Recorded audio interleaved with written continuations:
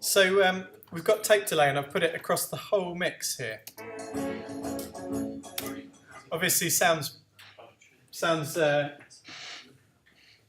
messy because it's a delay, and why would you want to delay a whole mix? Well, what I'm going to use is the tape delay. This time I'm not going to use it as a delay. I'm going to use it for its character of tape sound, so I can pretend that this recording has come off a tape. It's a way to get a grungy sort of sound. First thing I'm going to do is take it off tempo sync and put delay time to 0, because I don't want it to be an actual delay. I'm going to put feedback to 0 as well. And I'm not going to have any dry sound. I'm going to have it just 100% wet.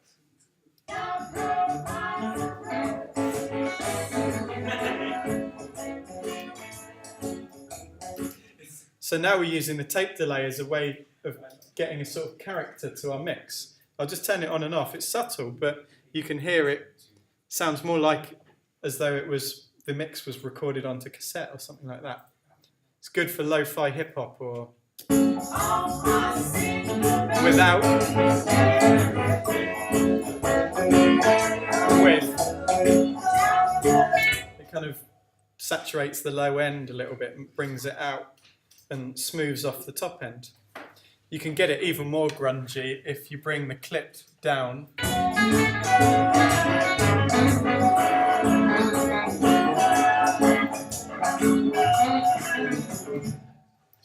Rewind.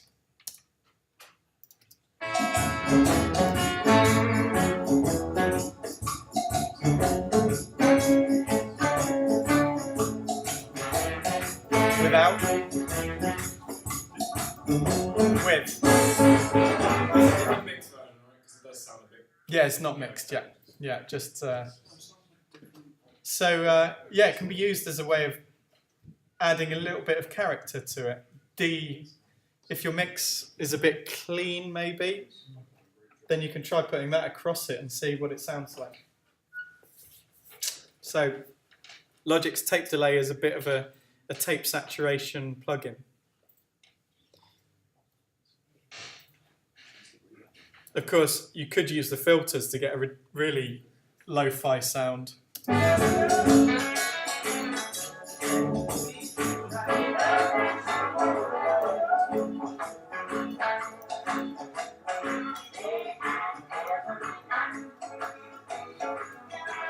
Quite useful if you're doing a bit of sound design for film and you want to make the music sound like, and this is used in loads of films. Have you ever noticed where the film starts and you've got full range music, and then it kind of pans out of the credits, and you end up in like the kitchen of a character, and the music seems to sort of fade, and suddenly the music goes from being in the cinema to coming out of the radio in the kitchen with a person. It's used in loads of films. As soon as you look out for that technique, you see it often. You can kind of fake that, make it sound like it's coming out of a little radio just using the filter.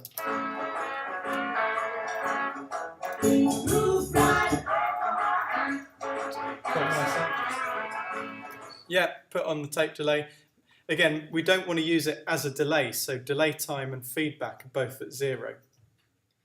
And we don't want to hear any dry, so that's at 0 as well. Just wet. And yeah, using the filter here, you can just cut it all out.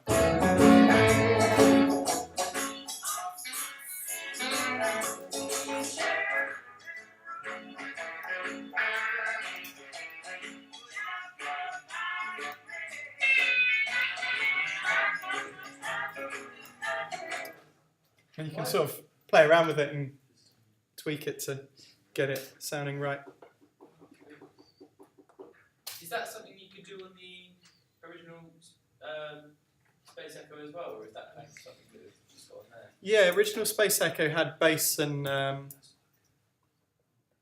I've got rid of the picture. Bass and treble switches. Where's a nice big? There, bass and treble. Yeah. So you can roll both those off. I often use my Space Echo as a coloration device.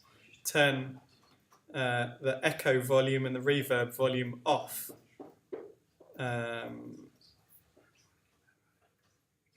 Set the repeat and the speed as short as possible. Set the intensity, which is the feedback, to 0, and just run audio into it and then straight out, and it just puts it through the tape and it kind of cassetifies stuff. It sounds good. It's a good way of getting things to sit back in the mix. It just removes all the top and bottom, and blurs them a little bit. It's making me think of effects I've heard in certain songs where maybe for a section of song it's like an artistic thing, they'll make it break into it like it's on a radio and there's a quick dialogue or something and then it goes back in. Yeah.